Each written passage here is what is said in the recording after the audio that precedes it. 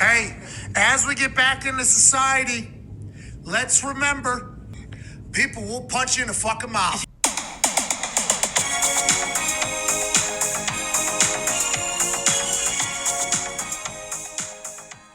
Welcome back to the Met Mindset.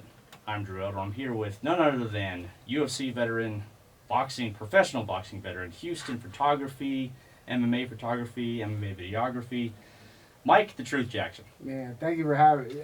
Houston MMA historian, I like to at this point. Yeah. But nah, man, thank you for having me. I like what you have here. This is a cool little setup, man. This takes me back to back in the day when I first got started doing podcasts and stuff like that. But seeing the evolution, seeing people like you come up and start to take over, I love to see it. I appreciate it, man. Thank you for making the time out of your day to come on here. For sure. I just got one thing to say before we begin. Mike the Truth Jackson here, back with another. Oh man, that's a great callback. I love it, dude. I talked to I'm still cool with my guy Barry Laminack. Oh yeah. From the Cage Door. Yeah.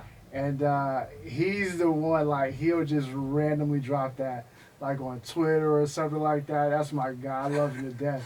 But great callback, man. See, that's how long we've been doing this, man. It's like, you can drop one of those ad-libs, or I guess that would be an ad-lib, whatever you want to call it. Yeah. Little intros that I did from back in the day, man. That's why I got started. Dude, this is, man, it's so many memories in this sport. Not even really the sport, just the environment, the Houston MMA scene, man. There's so many great memories that I've had. Man, just I love it all. It's a very good community. There's a bunch of core people that are still around from the time that I was an amateur. I'm not fighting anymore.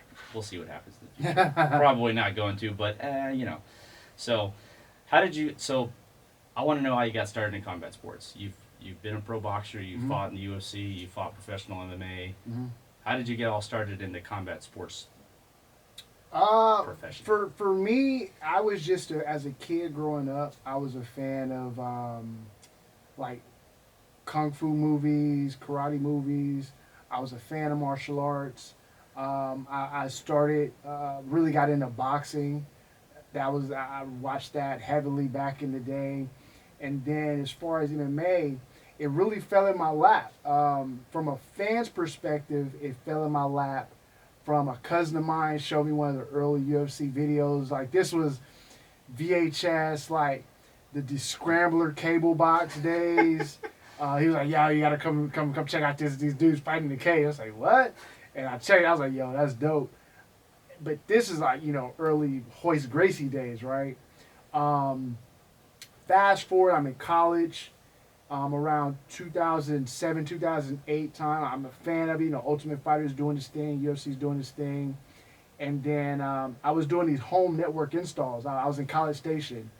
And the family I was doing the install for, he was a wrestling coach at a gym. And so I was starting to like look into gyms, just a coincidence. I was looking into some gyms at the time. I met him. Arturo, I can't remember his last name at the time. Arturo, I can't remember his last name. But he said, "Yo, come check out this gym that I teach at." And I was like, "Cool," checked it out. And then I waited like a month. I was waiting for my refund check to come through from school.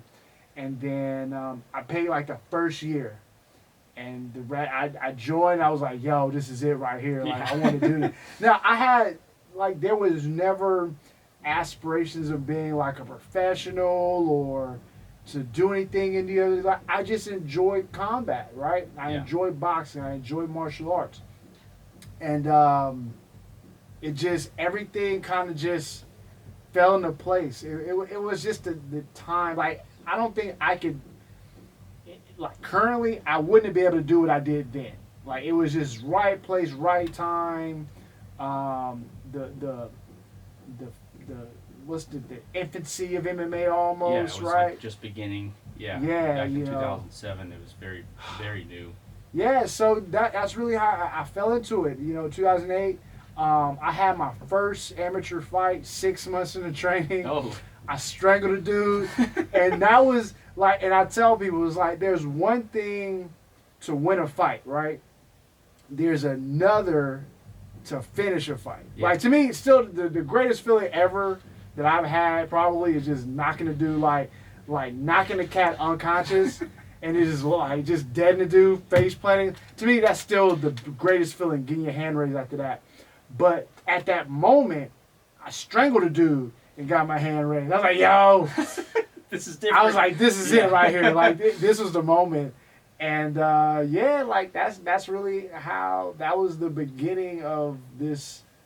I still say fighting is one of the dumbest things like I've ever pursued in my life. Like by far, just it was a stupid choice to make, but it was also the best choice Yeah. that I made. Yeah. I met somebody that met guys like you. I met a great group. I also met a bunch of shitty people, but Yeah. I met a bunch of cool cats too, like yourself. Yeah, I appreciate it, man. Thank you. It's been a blessing to be around people like you and see the community come up and stuff like that as well. So you started boxing and then you transitioned to MMA, or did you go just straight into? No, like I was a fan of like the combat sports, but it started with MMA. How I actually got into doing boxing, that first year, it was over Christmas break. I came home and I was looking for somewhere to like train.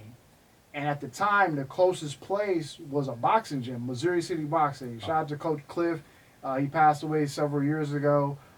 He was just a solid cat, but he welcomed me up. Like he didn't even call it MMA. He said, "Ah, you do that MA stuff, huh?" And I Just was like, MA. "He just MA." He's like, "You do that MA stuff, huh?" And I was like, "Yeah." But he really liked me. I grew on him, and he was like, "Yo, like you should really try boxing as well. Like you have a knack for it." And I mean, today, like for me, like they're not the same thing. Like yeah, they're both fighting, but boxing is boxing and MMA is MMA. And like I can distinguish between it. Like there's so many people who combine them, No. you know, but they're two different sports. I still love boxing. Like I love the art of boxing, right? And so for me, that I really, although like MMA was like obviously my thing, like everyone in the community, like even like the boxing community, like I never really like fully ingrained myself into it. It was kind of like I just dabble, go do some boxing, and I could do that. Like all right, I'm back, going back to MMA. But no, like I really was like, yo, I love this, but I love the community too. Like I met a bunch of cool cats, like inside the box, like higher up dudes. Like I didn't really like in MMA. I know like a bunch of people. Right. Boxing, I just kind of knew it was the who's who you need to know. Like you need to know this guy, you need to know that guy. Like I don't need to know everybody, right? And so yeah, like that's what it was. And then when I competed in MMA. And then I competed at the Golden Gloves. I did that. I won the Golden Gloves here in Houston. I can't remember what year that was. Dude, time flies. Like that's the other thing about fighting, like because there's no seasons in combat sports. Like to me, like it could still be like 2010. Like you know that's how. But it would be like 2024, right? Yeah. I competed in the Golden Gloves, won the Golden Gloves here, and then I was like, I wanted to transition into pro boxing. Like that's how. Actually, I started my professional career is doing boxing. But in my mind, I was like, because I'm still like covering, you know, from a media personality side, I'm more MMA, right? And so in my mind, I was like, well, I'm going to compete in boxing, but if I'm going to, and again, I just made this shit up in my head. I was like, if I'm going to like, still be in the MMA scene and you know in that area, I want to at least compete once a year. That was just my mindset, right? And so, but I jumped into boxing, did pro boxing. I think my first three professional fights were boxing, if I'm not mistaken. And then I was like, yo, like we should just check out MMA. So I was like, all right. I had some injuries. I was kind of like letting those heal and things like that. And then I got the call randomly one day from Collie Cantrell. Shout out to my guy Collie. He was like, yo, I got an opportunity for you. You ready? And I was like, what? Like, all right, cool. And so he was like, you know, fight this kid named Mickey Gall.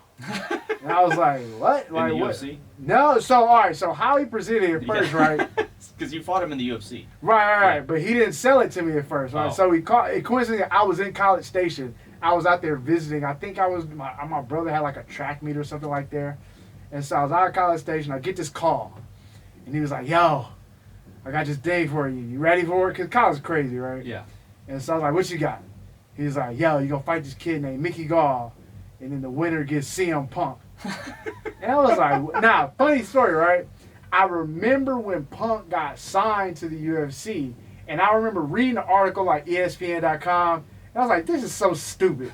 I was like, why would this dude do this makes no I get why in hindsight, I from his perspective, I fully understand. You have a kid, well I shouldn't say, I was at Dana White, he calls 40-year-old people kids, right? So you got this kid who's competed in pro wrestling for all these years, and then he's trying to step away from pro wrestling, but then also he's been training jiu-jitsu for several years. I think at the time he was like a blue belt or something like that. And so it only made sense for him to want to compete in MMA. But when you have someone of his stature and personality, right? Cult personality. Yeah. You have to go, he couldn't have competed at an amateur level or on a regional level show. It wouldn't have made any sense for that, right? He had to go to the UFC just off of his brand alone. So he's like a celebrity. Exactly. It would make no sense for him to go to a Legacy or something like that, right? Because they couldn't pay him as well. The dude made $1 million after 2 fights. No shit. He made $500,000 on base pay for both fights, and then obviously they're gonna give him some of the back end on the pay-per-view, right? So he made millions of dollars. Literally no one else could have done that, right? Right.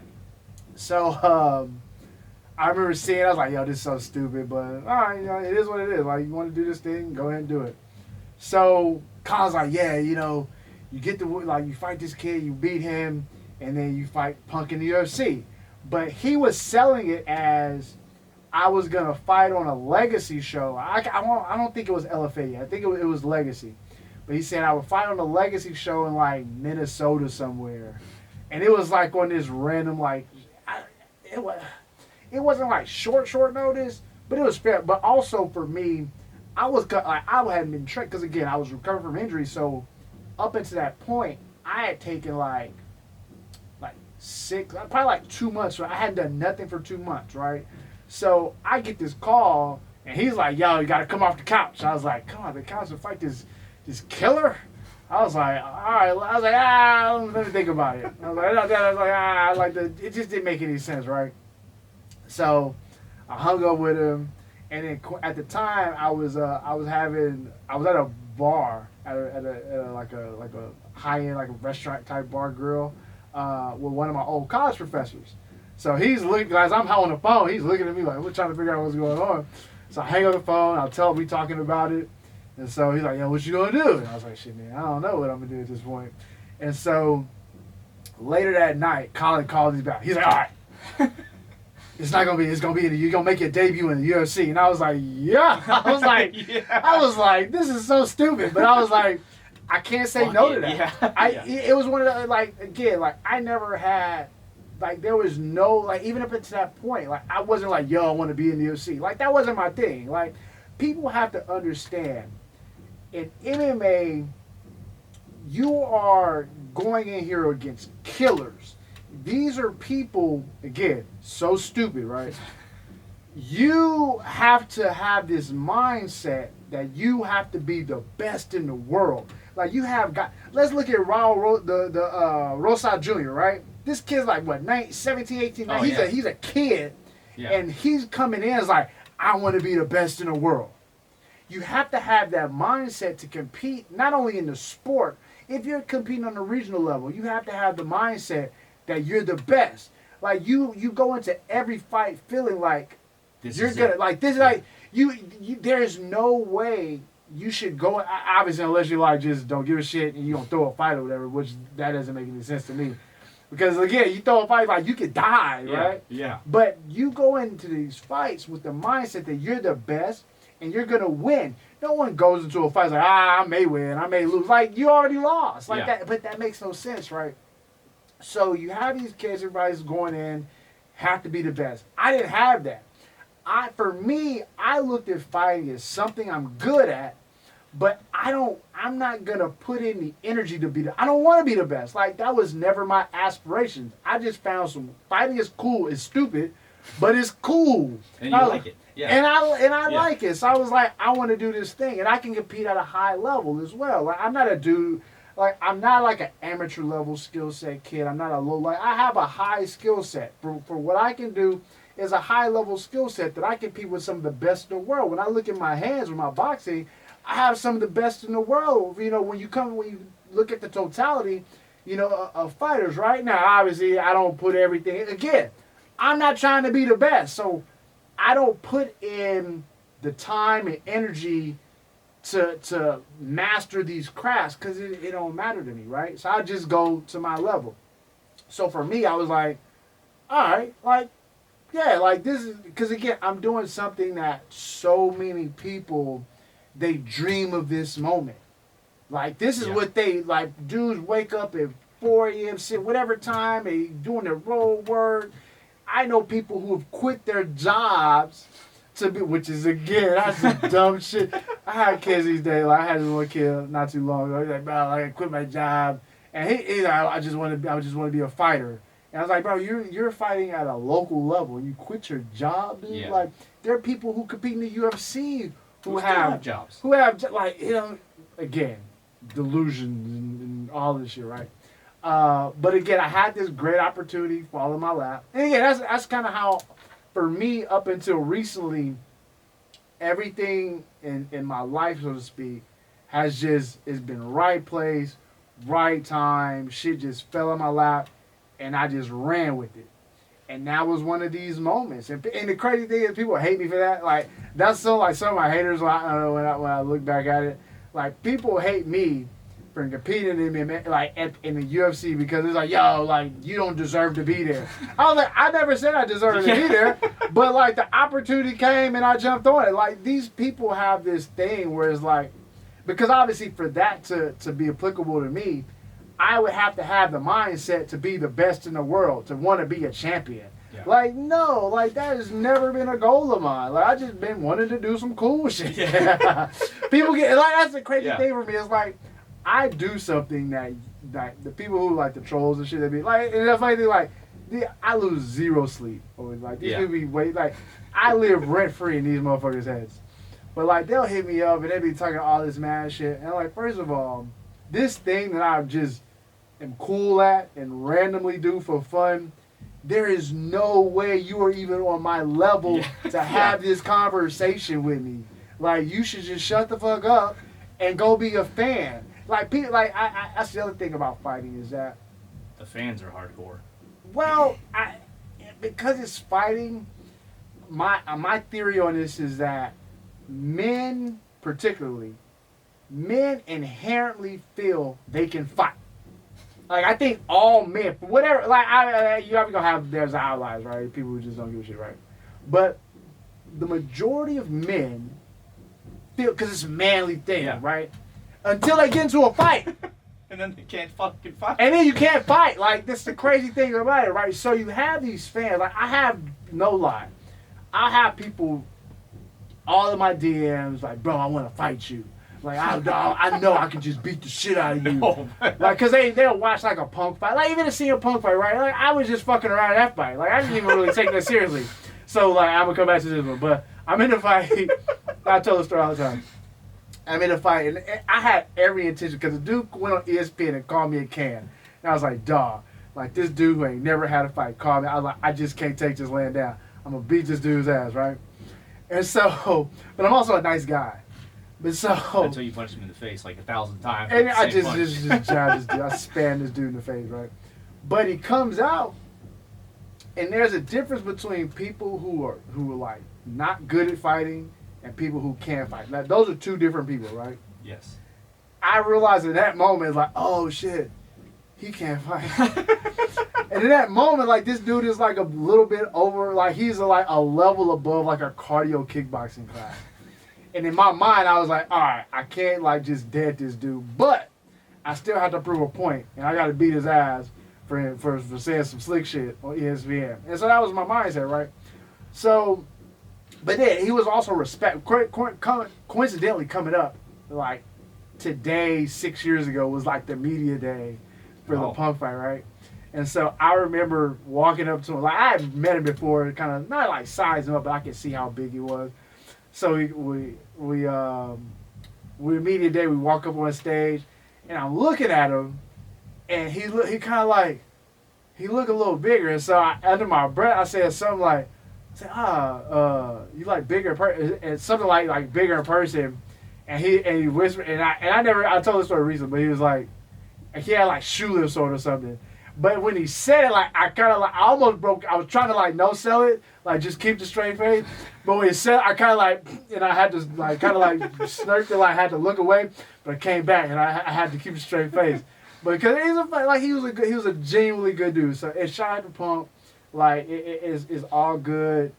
He's doing his thing, but also like I would have felt, and I tell people, it's like I would have felt bad if I would have went out there and gave that dude severe brain. Like I could have really hurt him, like if I wanted to. So again, me and people even hate me for that fight. Like like You didn't finish you the didn't. fight. Finish. I was like, dude, I don't care. Like I was just having fun, and I had fun. Like it was a fun fight.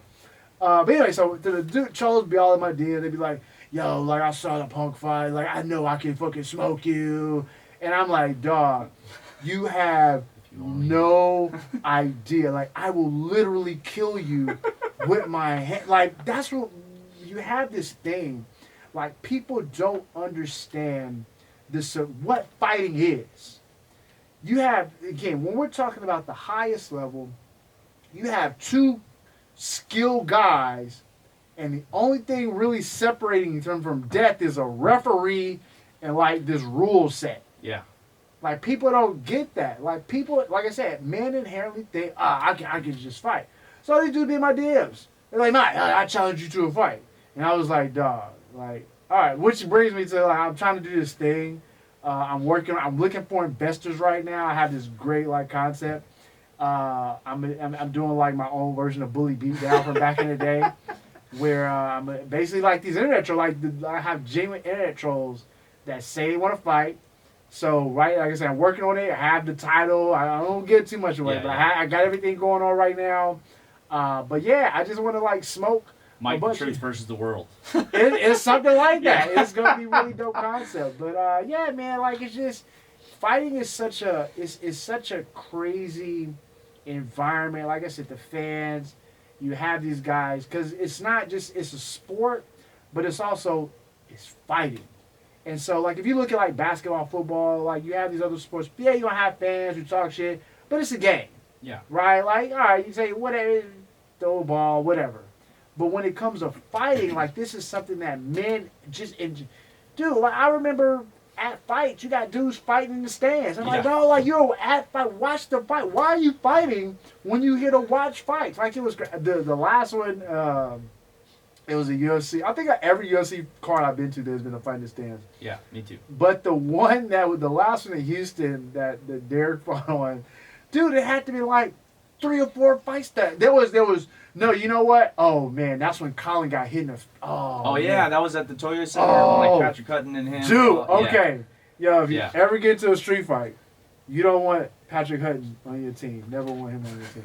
So one of the there was fights in the stands, and then there was a fight like where I was sitting.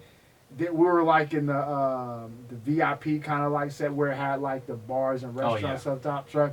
Yeah. So coincidentally, Colin was he was in a fight up in where the food was. Yeah. So apparently like there was this drunk dude at the restroom, and he was like messing with like this girl, but apparently it was his girlfriend or something like that. But the dude was being mad disrespectful, and so Colin trying to be like Captain nice Saber. guy. Yeah. He tried like bro, like come on man, like don't be talking to her like that. So the dude goes off and goes get like his family, like his dad, his brothers and shit. So they come back. So Colin's an old school cat. He's been in some fights himself. Like his gym from Huntsville was called Death Row MMA. Oh shit. Oh yeah. So Yeah, that's Colin's right. I forgot gym about back that. in Huntsville, back with the prison system, everybody on death row out there, right? So anyway, Colin sees the dudes coming. In his mind, he's like, ah shit. He's like, this is about to be bad. So the dudes come over, he's like, you talking shit to my son? He was like, look, man, your son's being a piece of shit over here. Like, you need to check him. Don't come over here checking me. And then all hell, they all get into it. And then Patrick Hutton is right there. And he's trying to help. But then Patrick's a genuine nice guy, too. And so Patrick had this dude, like, I can't remember the whole story, kind of like a fuzz. But Patrick had, like, the guy in, like, some kind of... Okay, so Colin had the guy. He had, like, a neon belly on one of the dudes on the ground. And then Patrick had, like, a guy in a chokehold.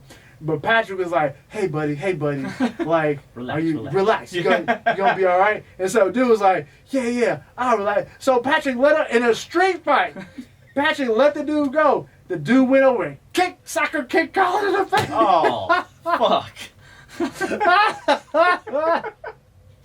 Yeah, I remember seeing Colin. We was at this little bar hanging out after the fights.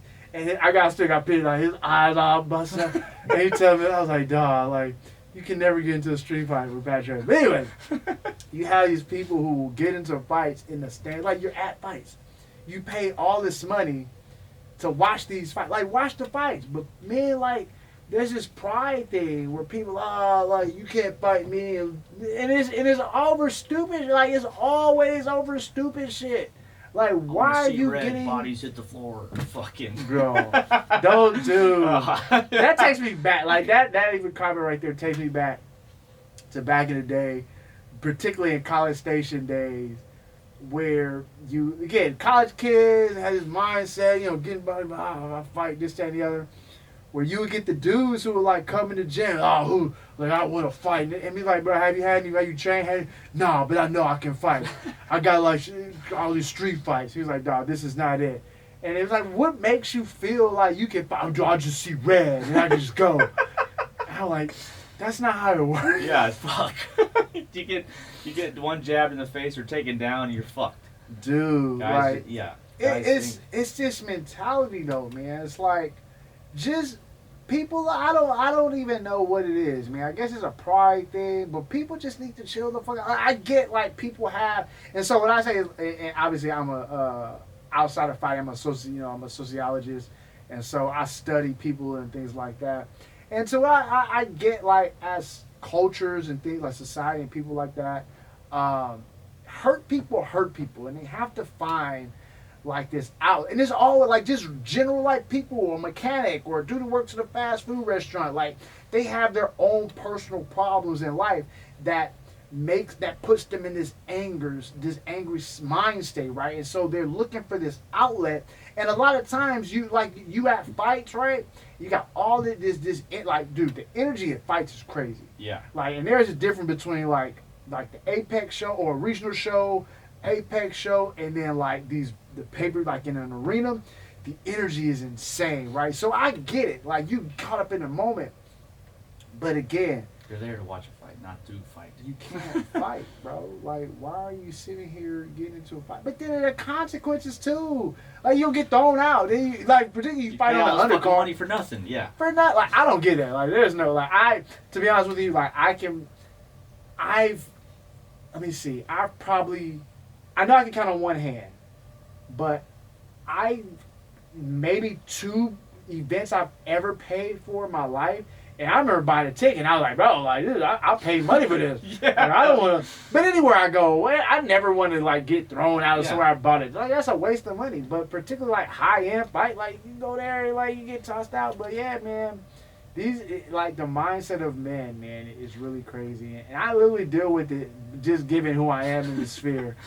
I deal with it on a daily basis of these dudes who want to fight me. So yeah, that's my new project that I'm working on right now. Looking at my investors, getting the money up. The idea is there. I did my sheet. I forgot what it's called. It's a thing where you like write out like the description of the show and Like idea of the show. the pitch. It's a pitch, but I can't remember what it. My dude who's a producer, who's like a TV producer. He gave me he helped me out with it and stuff like that. Sent it to my production team. They're ready to go. So right now I'm just getting the funds together. When I get the funds together, bro, I'm gonna start just beating up some trolls. That's gonna be amazing. I'm excited, man. I'm excited. Let me know. Keep me updated on that. I would love to watch it. For sure. I follow you on Instagram. You know, I've seen so many, like, you put pictures up and whatever.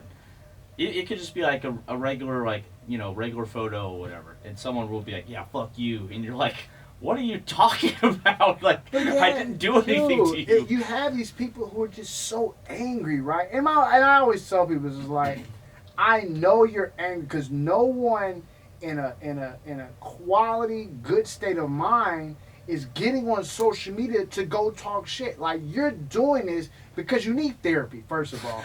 But you don't have, for whatever reason, you're not going to see a therapist. You have your phone and you have social media, and this is your outlet. These people who are in the comment section of all of stuff, like, these people are hurting. They're angry, and this is their outlet. They have, because they don't, like, people are genuinely dumb as fuck, right? Yes. Or ignorant, however you want to look at it. Or both. Or both.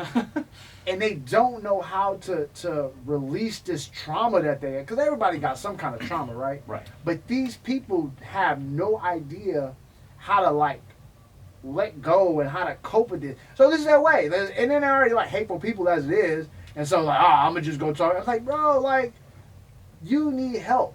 You need a hug, motherfucker. Like, honestly, you don't need to be like, put the phone down. Yeah. You talking this reckless shit for no reason, because you would never say this shit in my face. Right. Go get a hug. But that's the other thing. Like, no one wants to hug him because you're an asshole. Yeah. Like, you stop being an asshole, you would be you would feel better about Yeah. yourself. People, look, if you hurt inside, you angry or whatever, you need to find some help. Go get a hug, somebody to talk to. It'll be okay, I promise you. Go get a therapist or something. I mean, okay, so while we're on that subject, you were recently, probably maybe like a year or two ago, on an airplane with a hat on. Oh, I forgot about that. Yeah. Yeah, go ahead. And so the hat said FCK racism. Nothing terrible on the hat if you're not offended by words or letters. Right. But they tried to kick you off the plane. Right. Is that correct? Yeah. And then you had all these motherfuckers come on here talk about race and all this shit. Yeah. And I know your shirt right now says activist athlete. Were you sort of an activist prior to the plane incident, or did it kind of just you kind of were at the right place in the right time again? Well, I've always had, like, I'm not only am I pro-black, I'm anti-Nazi, I'm anti-white nationalist, right? Yeah. Like, that's just been my upbringing, that's just who I am. And we're currently living in a time where, like, that's a thing right now. You have white nationalism is ingrained in our society and in our culture. And what's happening is people who, okay, here's a great way to put it. You have people they've been having, like, this advantage their the entire, like, existence, right? And now we're living in a time where, like, hey, we have to level this out. Like, you have this head start, but we need to, like, even this playing field out. And so we're just trying to, like, even out here, right? They see the evening out as I mean, technically we're taking from them, right? But also you've had a hold of something that you shouldn't have had in the first place. Like, you stole something. So we're just trying to, like, get back what you stole. Well, in their mindset, it's always been theirs. Yeah. Right? And so, again, if you come to somebody who's like, yo, give me back this thing you stole. He's like, I just, like, this is mine. He's like, no. You stole this. You need to get back. So you're gonna combat that. But right now we're living at a time where it's an accountability era. Like, people say all this cancel culture shit. I don't believe it's not cancel culture. It's like, it's accountability. At one time, you can say some reckless shit and no one would check you on it. We're now living in an era where people gonna check you on your reckless shit, and you just like, well, 10 years ago I can say this and no one would say that. Like, we not living 10 years ago. Like, things evolve, like, and people don't get that. It's like things evolve over time. Like, at one point, people was riding on horses, and now we got battery. Not only did we get the cars, gasoline cars, now we're in battery cars, right? Solar cars, like. Things are going to evolve, and you have to evolve with the times. But you have these people who don't want to evolve with the times, because by evolving with the times, we're now taking back this thing that you've been used as like a head start, as an advantage, because it's not right? So accountability is the thing right now. And so you have these people who are upset that they're being held accountable for being shitty people. It's Yeah. like, yo, like, it's wild to me how people are really fighting back to be shitty people.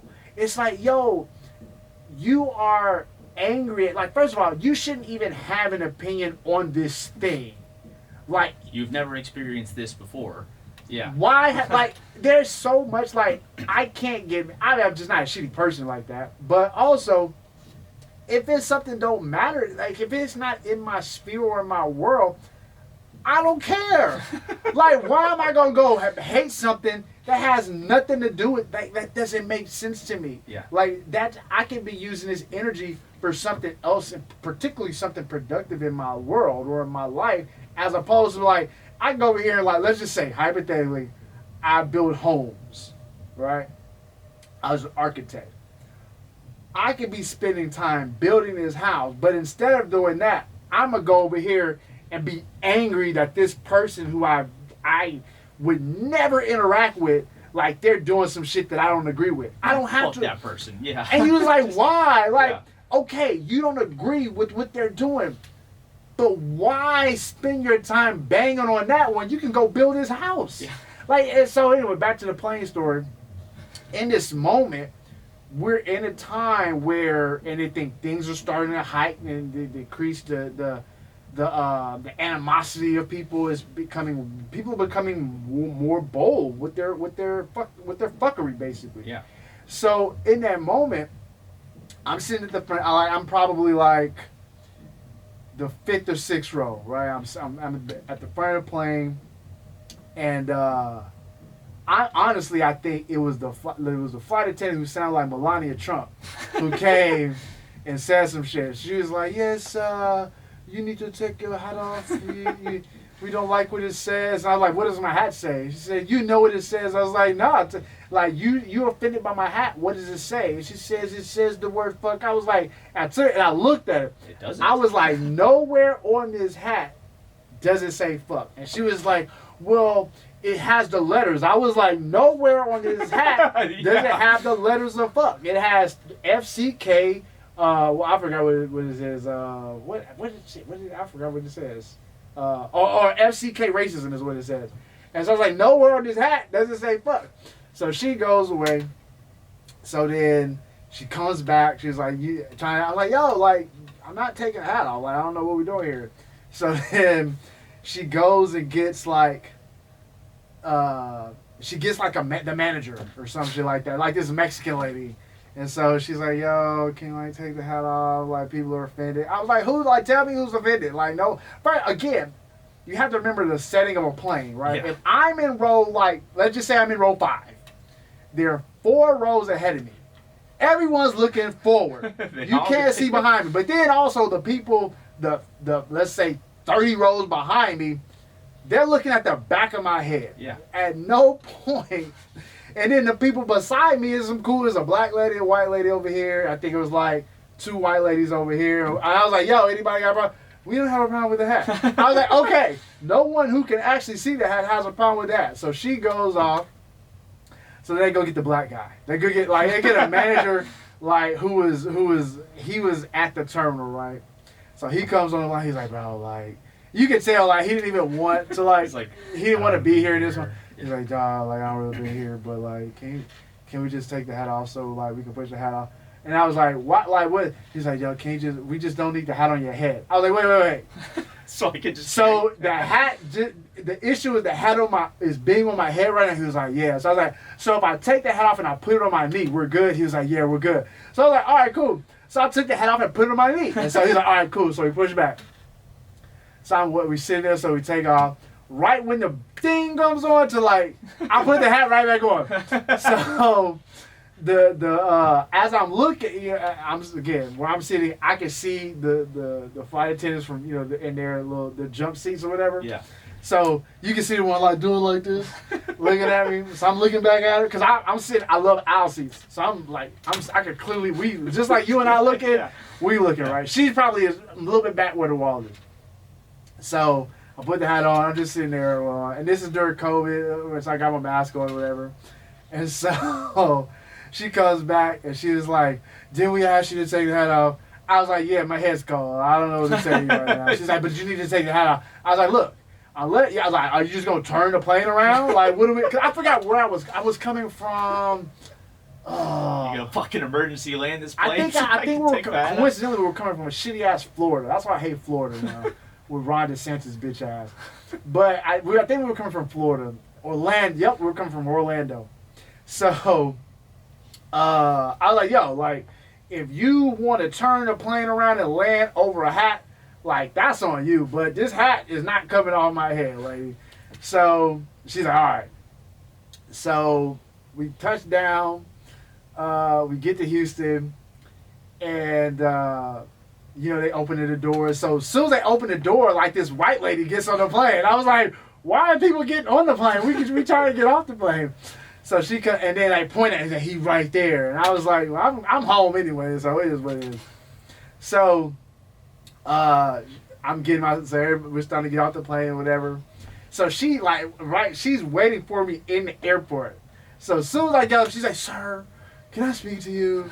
And I was like, what you want to talk to me about? She's like, didn't they ask you to take the hat off? No, she's like, yeah. She's like, didn't they ask you to take the hat off your head? And I was like, they did. She said, and then, because she's probably like this high up, right? Yeah. But she's looking up. She's like, so then why is the hat on your head? And I was like, because it can be on my head. Like, what? Why are you talking to me right now? Yeah. She was like, well, your hat says fuck on it. I was like, show me on this hat where it says, like, y'all keep saying that. Clearly, like, you're fucking stupid. I say, show me on this hat where it says, and she looked at it, and she said, this is the most, like, Karen, like, white fragility moment I think I've experienced a long time. She looked me dead in my face. She's like, you can sound it out. I was like, you can sound it out. It's 3 letters. yeah. How can for scud, like, scud razor, like, what are you talking about? Like, you were doing way too much because you in your feelings, and the only reason you in your feelings because this hat is talking to people like you and your shitty ass ideology. Like, people, like, again, we're at the accountability stage of life right now. You have these white people who've gone throughout their lives being able to just do whatever the fuck with no accountability. And right now, and they just walk around like, shit, I'm white, I can do whatever I want to do, right? And so right now, people are being checked and called out, and they feel like it's an attack on them. Yeah.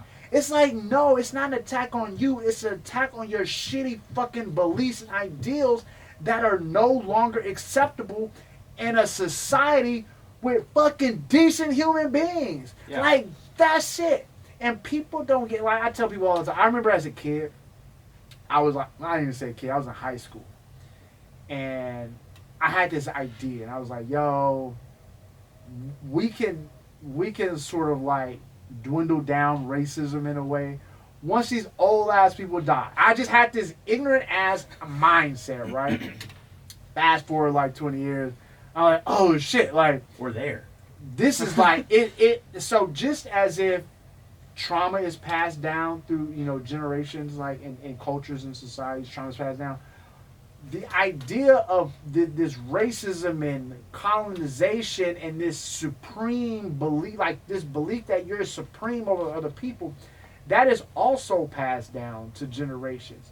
And so now you have these people who've been inherent like I'm white, I can do whatever I want to. And you got people looking at them was like, the No, fuck you you can't. can. Yeah. And they're looking at, they're clutching their pearls when you tell people they can't be fucking pieces of shit. Yeah. And it's like, dog, like, why can't you do, first of all, the idea of racism is so, like, first of all, it's classism, right? So you have these people who they're so upset that, like, people in the same class as them, it's like you've been told, like, you're better than these groups of people for your entire existence, right? Again, it's passed down, and all of a sudden now we're like, yo, you're the same as them. What do you mean?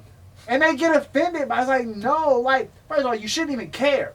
You should be, like, trying to be your better. Like, it's not a competition. Who gives a shit? Just be a good person.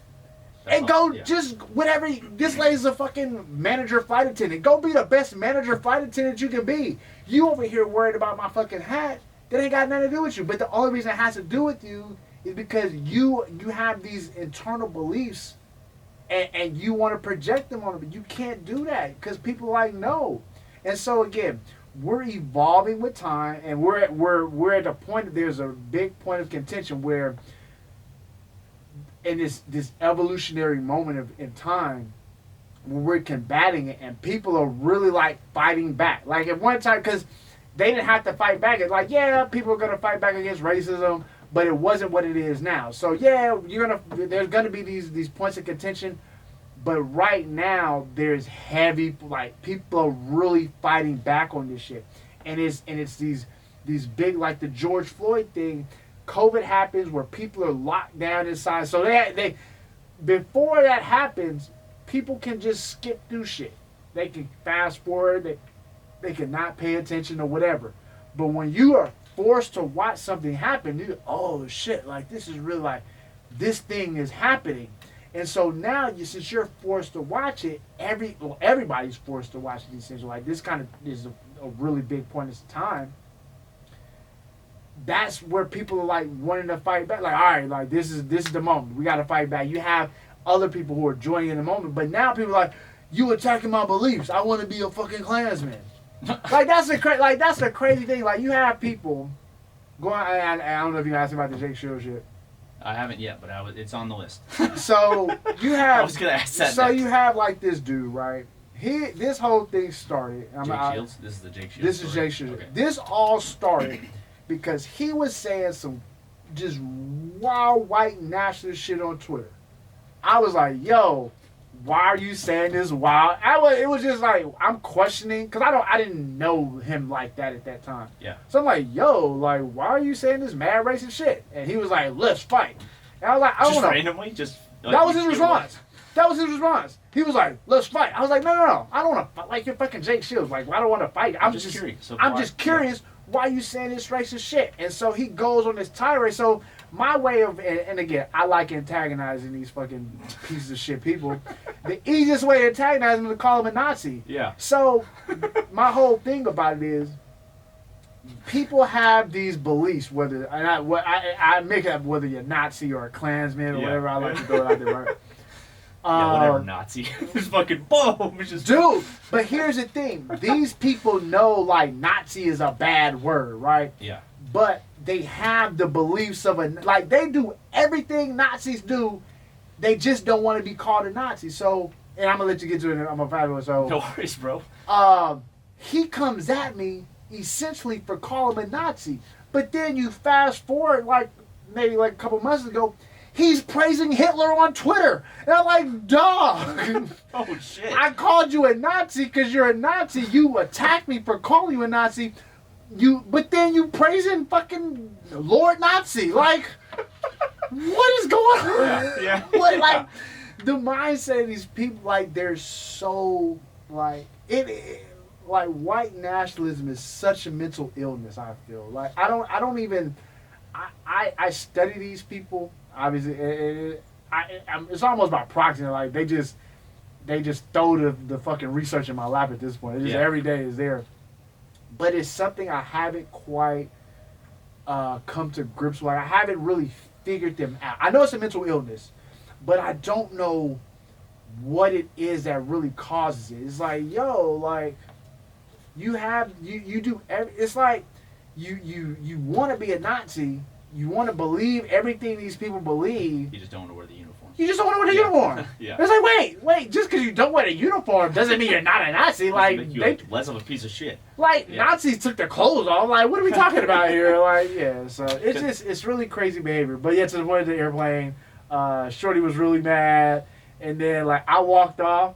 And then in that moment, I remember I checked some bags. I was like, it's gonna take a little time for bags to come back.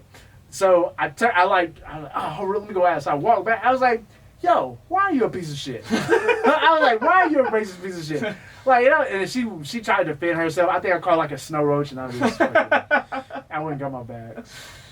So I have noticed that you have a Black Power tattoo on your chest, and like every time you have a picture of you shirtless for fights or whatever. Someone will get on there and be like, what if I had a fucking tattoo that says white power, like blah blah blah, and it just goes into this shitstorm of the shit you're just talking about. Right. I just think it's funny how people get offended by your tattoos. Well, the reason people get offended because they're not like these people aren't smart. Like they Not at all. don't have the aptitude to understand the nuances. Like black power and white power is not the like because they think in their mind people are equal. Like what we have to understand is like we're living in this society. The name of the game, he said, like people running everything is ran by this white nationalist white. I don't like calling it white supremacy because these people aren't supreme. They're just grifters. I hate using the word white supremacy. It just bothers me. It's like y'all are grift. You literally stole. You grifted some shit. You're a con. These people are con men, right?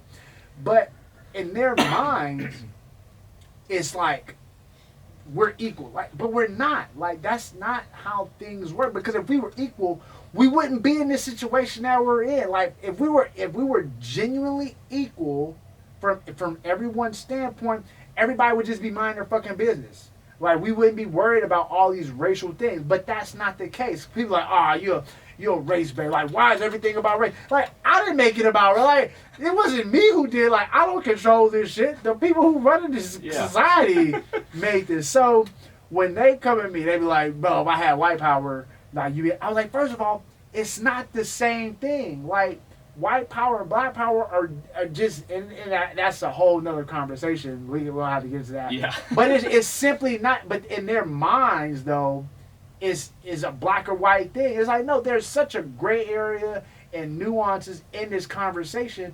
But again, like these people don't have the aptitude to, and then they get mad at me because they're like, well, you don't want to talk about it. I was like, no, because like first of all, I can tell. You're just gonna get pissed. I can tell someone who's genuinely coming to have a honest conversation and ask questions, and I can tell the person who's just being a dick or a troll. Like I can tell the difference. And it's always people who say some mad flagrant shit. I respond in kind, and then they get mad at me. I was like, yo, like first of all, I don't know you. I didn't come look at, like, you literally trekked your way into my social media sphere. Right. You said, like, I had to do say some mad, just wild shit to me one day. I responded in kind, and he was like, bro, like, we could have a conversation. I'm trying to ask. I was like, you wasn't asking me no questions. You came over here and made a wild derogatory statement. Like, nothing about that said you were trying to learn and be a better person. Because again, I've had these conversations. I remember over the pandemic, I've talked to business owners, CEOs, because and particularly in this community, I stand out. Given what the nature of the MMA community is, and I'm like this guy who's very anti-white nationalist. I stand out when you got other people who just don't like people genuinely in this community because it's so infiltrated with that type of ideology. Most people, even people who have my mindset, they don't, because they have things to lose. Yeah. At one point I didn't think I had things to lose, but I was completely wrong about that shit. But I had less to lose than many people, so that's why I've been able to be so vocal. But there are other people who have my mindset that they shut the fuck up. Because I had people, I remember the morning before the Jake Shields thing happened, there was a guy who works for the UFC, and he's not like a known person, but everybody's seen him. And I was sitting there on my phone in the lobby of the PI, and he was walking by going to the coffee maker. I recognized him, but in that moment, I didn't know he knew who I was. So he's getting his coffee, and on the way out, he looked at me, he's like, hey, Mike, what's up? I was like, oh, shit, you know what? I gave him the head nod. He's like, hey, I like what you're doing. And he did it, and he just kept on going. I was like, oh, shit, oh, yeah, that was pretty cool. And I've had so many of those kinds of moments, and I get it. You have these people who are in this environment that if you speak out, there are consequences, right? Like, your livelihood essentially is gone, which is crazy, right? Is that in a fight world, people are so sensitive in the fight world. Like, I don't really get it, but you know, there are a lot of prima donnas in the community. Ooh-wee. Yeah, it is crazy. I think I ventured off, but you asked me something. But it was the black power, white power. But yeah, it's like it's not the same thing. And again, I'm a scholar, man. I'm an intellectual person. I have the knowledge to back up my arguments, and people who are well, look, the education system, I can tell, like, this whole, when Bush did the No Child Left Behind shit, they left a lot of these motherfuckers behind. Because there's so many, like, I don't know where the ball was dropped, but society, like, people are dumb as fuck. Yes. Right now, like I see some wild shit. Like, people are like, they say these things, and you just like, yo, like, how did you graduate? Like, did you not pay attention in class? Like, Who tied your shoes for you this morning? but I think what it is, social media and the technology that we have, it's a catch-22. It's a gift and a curse. You had, like, we remember, I mean, growing up, like, we're the same generation, like, there's so many things in a phone that we have access to now. But before, you had we had encyclopedias. You had to go to the had the car catalog in the library. You had to, like, find some shit. Everything is in the phone now. Yeah. Now we have AI that just does the shit, like, which is crazy. And now I remember as a kid, like, yo, that'd be dope. But now I'm like, yo, this is crazy, because it's being used the wrong way. Yeah. But and what's happening is people, they're just not gaining the knowledge that's necessary to evolve, essentially. Like, everybody wants things rapid. They want it right now. Like, they don't want to do the work to gain the knowledge. Yeah. It's like, you take a test, like, oh, I got my phone. I can just, the phone's gonna give me the answer. It's like, wait. Like, you can't use your phone. Yeah. You can't, like, you need to know this. And I think that's what's happening right now. We're just in a time where, and again, it's cool, like, we can do some awesome shit with the technology. But the flip side is, you got a lot of stupid people who are walking their life. We're talking about stupid, and then these people are having kids. Yeah. Yeah. This is crazy. And and I get people they call me dumb. I like all these people, and my whole thing, I'm a stickler for grammar.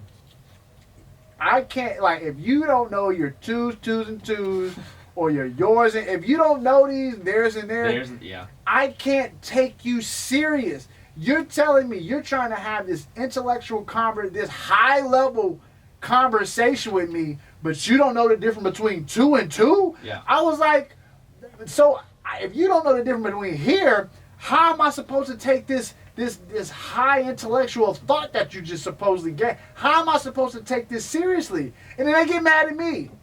They get mad, you just talking about my grammar, but what about this? I can't take your argument serious. Like, Yeah. you don't know the difference. Like, learn the difference here first, and then come back. And they get like, and then I try to help them out too. They be talking mad shit, and like dude, I have people who will write these fucking essays to me. And I'll put, you see my Instagram. Yeah. And it's like, in my mind, I'm just like, how am I, like, I'm just here to living my life. And you write this dissertation, this fucking essay, telling me about your beliefs on being a fucking white nationalist, And then sometimes I'll read it, sometimes I won't. I was like, bro, I am not reading all this shit. Like, I don't know why you, like, I know you took the time, but fuck you, I'm not reading it. But then, like, I'll literally see a grammatical error, and it'll be like, and it's typically the 2s and 2s. And I'm like, and I'll just put asterisk, and I'll put the correct 2. They Yeah, they flip shit over that. Yeah. Yeah, man, it's like these people, and I hate it. It's like we're living in a time right now, and a lot of it's willful ignorance. Like, these people are, these people don't have to choose this. Yeah. Like, you can't, like, when you ask someone where, like, cite a source, and I have people.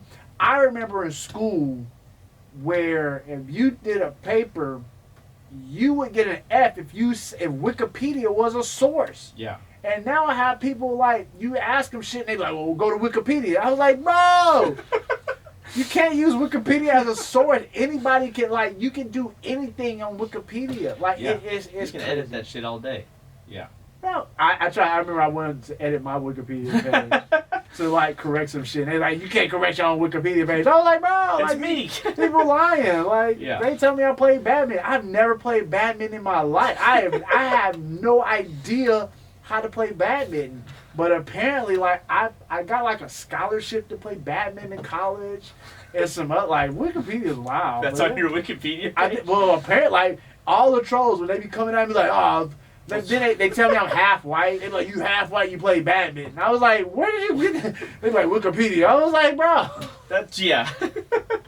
I was like, this is not a credible source, bro. Yeah. I will say that this conversation, like when I first got together with my wife, she's black, and we had to have several conversations about like, I'm never going to experience things that you've experienced, you're Right, never going right, to experience things that I've experienced, and it does just make you grow as a person and learn how to ask appropriate questions to people of color to be like, hey, I don't mean to sound like a dick.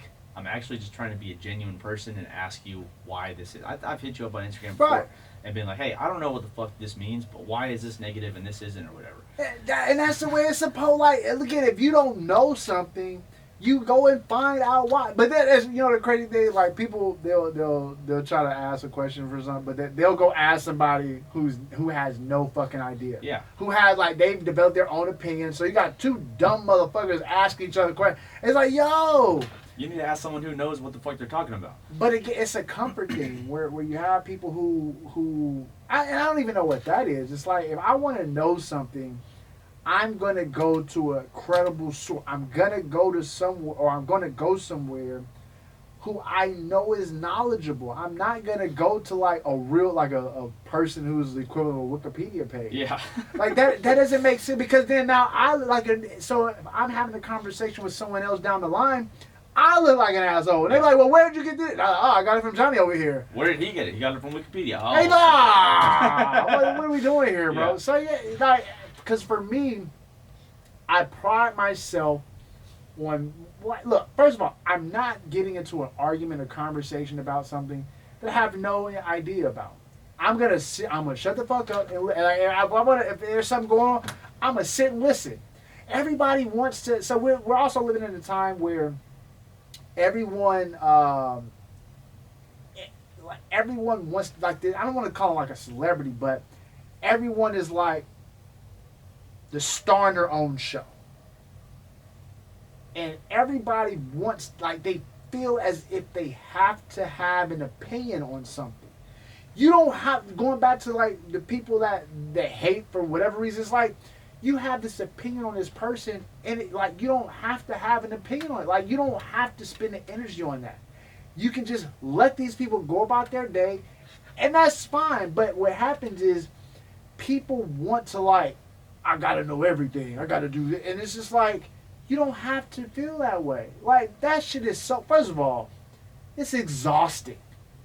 Like to sit here, like there's so many things that goes on in society. I don't have the bandwidth Yeah. to know everything. This is, I just keep going. All right, let that shit go on. Like whether it's celebrity gossip or real life gossip. At one point there was a time where I could like indulge this information. I had the energy to. I no longer have the energy to do that. Yeah. So some shit pop off. I see the headline. I just keep on going. That's the beauty of today. People, if they don't like what you're posting, they can just go, I don't give a fuck about that, and just move on. But for whatever reason, Yeah. people stop Yeah. and come tell me, bro, you a black nationalist, you black tears. And I'm like, dog, like, why did you stop here? Yeah, you could have just fucking. You could have just kept going. But again, people are the stars in there because people live in this. Again, they're like the star in their heads. They're like the star of their own show. Yeah. That's what's that's another factor of social media. Like you go live, you have your fans and followers, and that in itself is a drug. This like people want it. They seek attention. Yeah. Like people are attention seekers, and so you have these people who, I gotta have an opinion on it. Something happened. Let me put my opinion out. Why? Yeah. You don't have to. You just shut the fuck up. Yeah. Like just listen. Like I was watching I don't even know his name. He just has these very intriguing. It's kind of like a setup like this. This guy with his podcast, and I think he's from UK or somewhere. But he talked to like some real like the most recent one. He was talking to a lady who used to work in the CIA, and she was kind of giving her breakdown of how I think she was from like Sweden or somebody. Like it was a dope thing. I've listened to several of them of his podcast. But one thing she was talking about from her perspective is like, yo, like I'm gonna be like, oh, I think no, Secret Service, because she worked for like she was like on presidential detail and things like that. And so she was talking about how she would be in rooms sometimes, and she's the dumbest motherfucker in the room, but no one would ever know it because she would shut the fuck up. Yeah. Like she's sitting there and she's listening to other people voice their opinions on these. Again, these are world leaders. These are They're talking about like some high level shit. But why would she voice her? Why would? And again, people. It's like people want to voice their opinions just to be heard. And it's like, why? Like, don't do that. Right. Sometimes it's cool to shut the fuck up. And You I learn more from listening. Yeah. You learn way more from listening. Yeah. And then I wish more people would do that. But again, going back, people in their head, they just started to show, I gotta do my role. I gotta do my thing, right? And you're like, no, you don't have to do that. I gotta change this person's opinion and view. Yeah, you can't do that shit. People nowadays, you're right. They have an opinion on everything. They feel like their opinion is the most important fucking thing that there is. When it's like, you've never done this before, and I've been here doing this my whole life. Right. Like, you don't fucking know what's going on over here. Like, you're never gonna experience shit that I've experienced. So you might as well just learn how to listen. And I see that going back to fighting, right? You have so many people because now people can podcast or they can be their social media celebrities, and you have people, and it kind of rubs me the wrong way. What rubs me the wrong way is that you have people who have never fought, right? And it's not just them giving opinions about fighters or fighting, like they're disrespectful as shit. Yeah. With their opinions, and I'm like, yo, like, not again from an entertainment factor. It's a sport where people are fighting, bro. Like, this is some deadly shit, right? That's one factor, but also it's like people are doing this thing for your entertainment. Like, again, it's not like basketball or football, like these team sports where like it's a game. Like, this is fighting. Like, these people are putting their lives on the line for your entertainment. Have a little bit of respect, right? And so you have these cats out here, man. They talk mad. And again, there are people who come at me, but I'm not even talking about me. I'm talking about when I see it from the gym, which is crazy because there's a guy on social media. It's like Ben Davis or whatever. I give it to him. I give him a little credit. He had he did a boxing match with Anderson Silva's son and got fucking smoked. But he's like, he talked mad shit to me, and I'm like, dog, I will beat the shit out of you. And so he was like, all right, let's fight. And I was like, I can respect that. I'm about to kill him. Like, Yeah. I'm literally going there and fucking, I'm going to dog walk. Are you gonna fight him? Yeah, so we're working on it right now in karate combat. Oh, fuck yeah. Which I think is dope. It's like, that's perfect for me. Yeah, like, you're a striker, oh my yeah. God. Yeah. I had to worry about no takedown, which is crazy. But yeah, so back to the guys, you have these people who want to give these disrespectful opinions about fighters. It's like, yo, like, you can have your opinion, this dude didn't do that, but be like, this motherfucker suck fast. And blah. I'm like, dog, that person will, in this thing that you're criticizing, Murder you. he will murder you. Like, why are you giving this crazy ass opinion? But again, people, they're in their minds, like, they're the thing. And it's like, yo, you don't. I'm him. No, you're not. You're not. You're You're not. not. You're not. Yeah. So all the controversy that you've been kind of involved in, would you say it would help? It has helped your career as a photographer, videographer, MMA historian, or hurt it? Hell no, it is fucking hurt it so bad. So again, most of my issues, the base of it is I say white fragility, white nationalism. These are the types of people, right? Because that's the foundation of, I think, the fan base, right? And what happens is, for me being who I am, I'm not gonna take the shit lying down. Right. And so I'm gonna give pushback. And I just been in the position that I'm in, I'm always giving pushback to someone who's connected to someone higher up. And that shit comes back and punches me in the dick. But I take but also with that, I'm fully aware of I understand my actions have consequences. Like, I fully understand, even with the Jake Shields shit. Yeah. Like, I knew like me going after a former world champion. The dude has over 500,000 followers on social media. He's a grappling. He's like the Nazi MMA god. Like, people suck this dude off, and I'm just like, that is the other thing. I'm like, there is nobody, like, there is no way I can go defend a stranger's honor. Like, there is nothing about me that says I'm like, someone's talking shit about this random person I've never met in my life, I'm gonna go defend them. It's incomparable. I don't comprehend that type of behavior. But yeah, man, like, this dude, he sends his little minion army like, these dudes are at me daily. But again, I know going after him, there were going to be consequences. Now, the only thing I respect about that, he told me, he said when he saw me, he was going to be on site. I just thought in that moment, it was going, because again, when that whole thing happened, I was recovering from surgery, face surgery, and then he attacked me from behind. Like, these people are cowards. Like, they're not honorable people. Like, which is crazy. Like, we're in a martial arts, right? You expect, but again, he's a fucking piece of shit and wrestler, whatever the fuck he is. He's not an honorable man, right?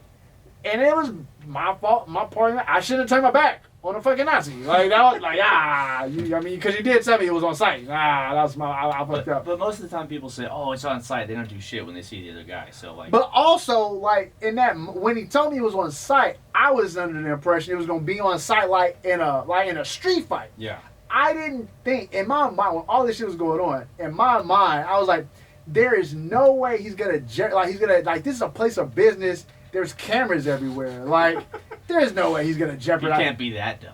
And he is that dumb though. Like, that was a crazy thing. Like, and he did. And so people get mad at me, like, you pressed charges on him. I was like, first of all, I didn't press charges. Like, they saw the video, they sent it to the DA, and the DA was like, no, he did some fucked up shit. We're gonna do this. Yeah. Like, I never went to court. I remember watching the thing on video. He didn't even show up to court.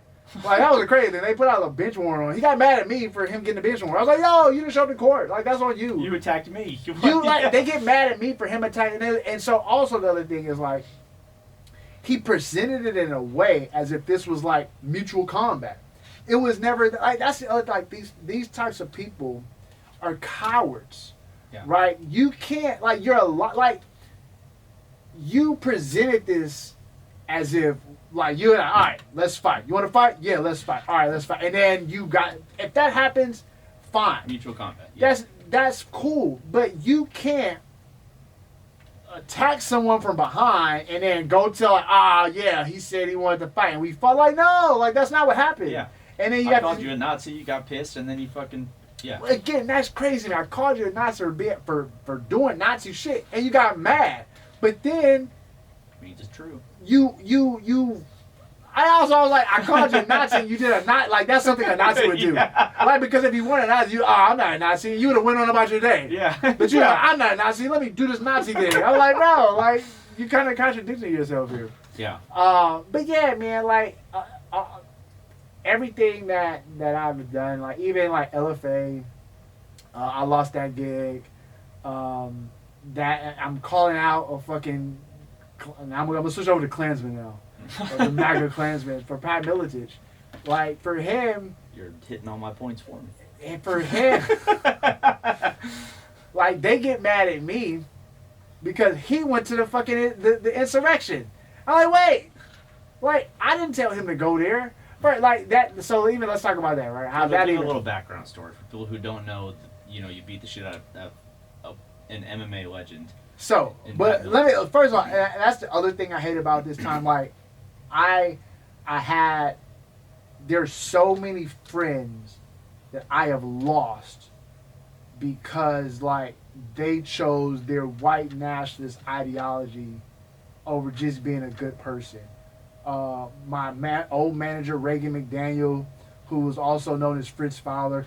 Yeah, I don't know if y'all know that by now, but Reagan McDaniel, it wasn't, I know we used to say, I'm Fritz Fowler, me and Christian, but we weren't really Fritz Fowler. It was Reagan McDaniel. like I lost Tim as a good. Like there are some people who I didn't really care about. Like, all right, whatever.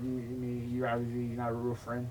But there are people who were genuine friends to me. Ray McDaniel. Not only was he my manager, he was a good friend. We spent time together. I spent that night at his house. We've had dinner that he's cooking dinner. Man, that dude had this. He made this pasta. These are in Baton Rouge, so he had to make this pasta. He's a Cajun. Ah, it was so delicious. I love that man. But I lost him as a friend. Pat Miletich, and so for me, like people have this thing is like there's a like I don't like the politics where it's like conservative liberal like that's dumb to me. Like first of all, the idea of being conservative makes no sense because essentially you're saying you're trying to conserve like these old ass beliefs. And like they even talk about 1776. Like, bro, that was over 200 years ago. Like people evolve like over time, and like it's cool to remember that from like a museum standpoint. But to live your life like they did in 1776 is dumb as fuck. Like we got iPhones We now, got cars now. like Fuck, bro, yeah. like what are you talking about? So. The idea behind like socially conservative, you have these beliefs, that's cool. Like you can believe what you want to believe, and we can still be friends. The issue is when you have your beliefs, which are crazy as fuck, but then you want to project them onto others. Like yo, you need to live like I live. Like no, and that's what the MAGA crowds and the Nazis are doing right now. They have these crazy beliefs, which is cool, but then they say. You should live like we live. And he's like, wait. That's what. And I used to tell me, it was like, my whole objective in life, and if I was going to have it in my time, but you can be the most, like, you can be David Duke. You can be, I don't give a fuck what you do in your home. You can, like Donald Trump, he got the Mein Kampf and all this shit. The one of the Supreme Court justices got all the Nazi memorabilia. That's cool. But once you step outside your house, you need to act like you have some fucking sense and act accordingly. Go worship Hitler all you want to at home. Behind closed doors. I don't care what you do. But when you now you're projecting your beliefs on other people, that's where I have the problem. And that's what these conservative, these MAGA dudes are trying to do, right? They have these crazy beliefs, and they're like, yo, you should believe what I believe, or you a bad guy. You're like, wait, who's the real bad guy here, bro? Yeah. You know what I'm saying? You're forcing me to do shit. You're forcing me to do Yeah. like, and then you get mad because I don't want to do the shit you forcing me to do. Like you let's just talk about the abortion thing, right? Like, fine, you don't want to have an abortion, you don't believe in it. I don't have no problem with that, but you're now telling other people to believe the same. Like that's wild to me. Yeah.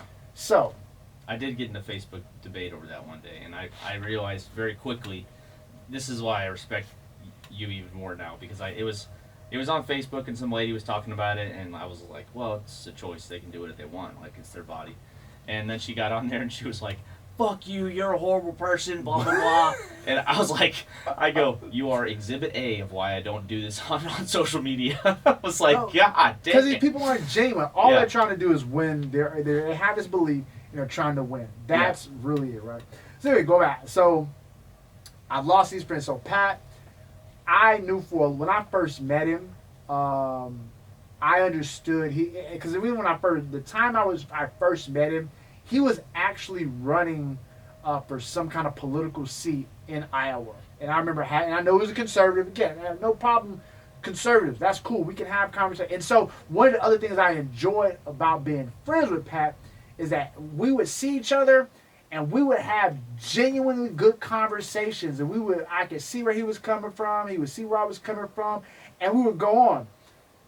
Then Donald Trump happened. Oh. Then MAGA happened. And that's when you start to see the shift. So then he goes to being just a cool conservative cat to being this fucking QAnon. Like the dude was on these mad conspiracies. And I remember even with Coke, because the last show I saw him, I think it was like January 2020. He was like, yo, the Chinese is bringing the virus. He said, it's the Chinese fault. I was like, dawg. Like, it was like, you doing way too much right now, bro. You doing way too much. So anyway, we kind of like fell off because we weren't having shows. Then, and you know, the crazy thing about it, we still kind of text each other a little bit here and there during the lot. Like after, like not it was pre insurrection.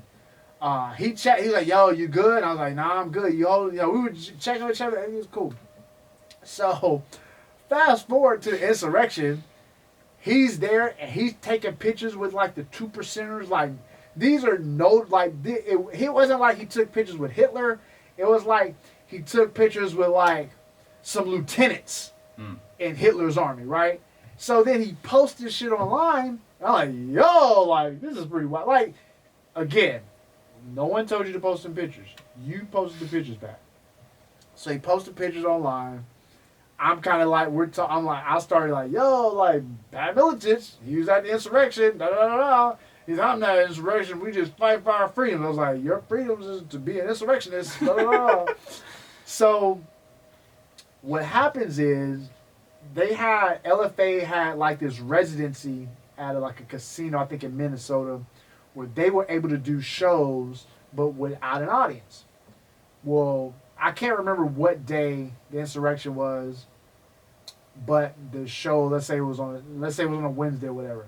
So they had a show like that Friday. So they reached out to Pat. They said, hey, Pat, we saw you was at the Capitol.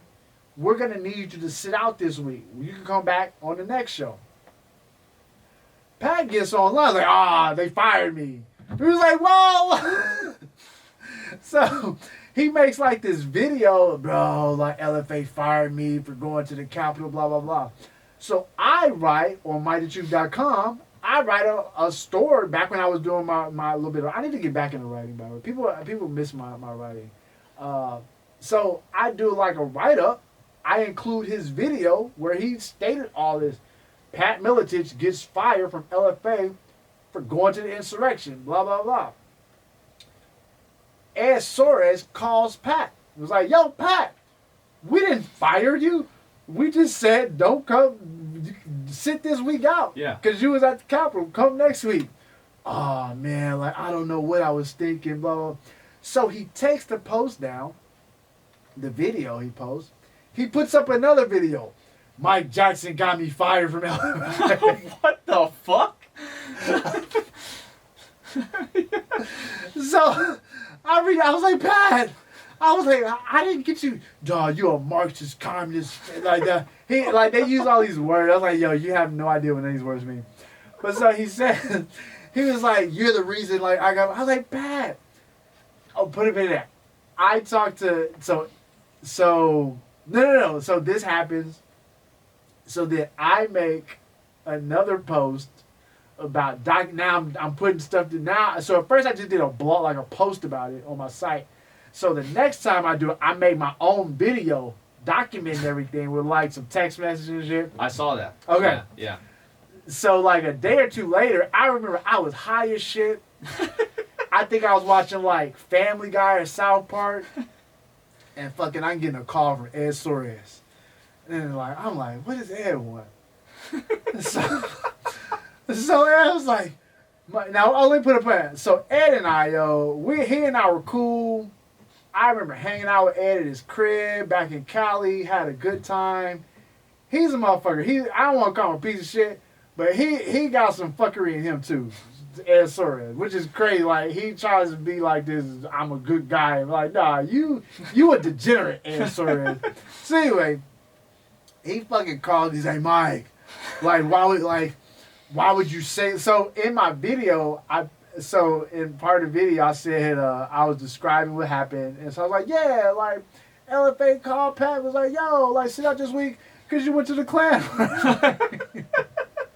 which it like that was a Klan rally. Yeah. Now, as I'm saying this, I also put in the video the press release, right? So this is another thing that happens that kind of sums up like these right-wing motherfuckers. Now, Ed Soares definitely is a Trump. He voted for Trump. He's a MAGA, but he's not like one of these dudes flying a flag and shit. He's just like, I'm gonna vote for him because of my taxes and be out, right? And that, again, I get that. He's the behind closed door guy. Cool. Just don't be a fucking piece of, you're gonna vote for him, you're gonna be cool about it. Don't be out here fucking being a piece of shit. That's my issue. I obviously have an issue with you voting for him in the first place, but I respect it knowing why. And that was also my thing with Pat. when we're having these conversations, particularly in the beginning when we're talking about Donald Trump, I understood where he was coming from. From him, it was all about white people and money and security. I was like, oh, that makes sense. But then after the first term, when you see none of that shit happen, it's like, why are you still supporting the motherfucker who don't give a fuck about you? Yeah. Anyway, Most politicians don't, but so even more so, yeah. Ed calls me. We're talking about the video, and he was like, why'd you say we told him not to come because he went to the Klan rally? I was like, well, yeah, because we didn't say that. Like, we put the press, and I was like, well, I know you didn't say that, Ed. Like, I was just saying it in jest. Like, that's why I put the press release up. And this one I say with sums up. He was like, people don't read. They don't. They listen. When he told me that, like, I laughed. I was like, dog, like, you are, like, what do you mean people are, like, so you just telling me dumb motherfuckers keep doing dumb motherfucker shit? Yeah. So he was like, yeah, like, people not gonna read that. Like, you a voice in the community. They don't listen to what you say. I was like, Ed, like, I get what you're saying, but it was a Klan rally that he went to. But we didn't say that. I was like, all right, and we're going to have to agree to disagree on this subject. So that was his. So for me not going back to LFA, because I was supposed to go back to LFA and shoot. Me not going back to LFA. Now, they never came out and said it, but it's because all of these guys are Pat Military's guys. Like, they all fucking suck off Pat.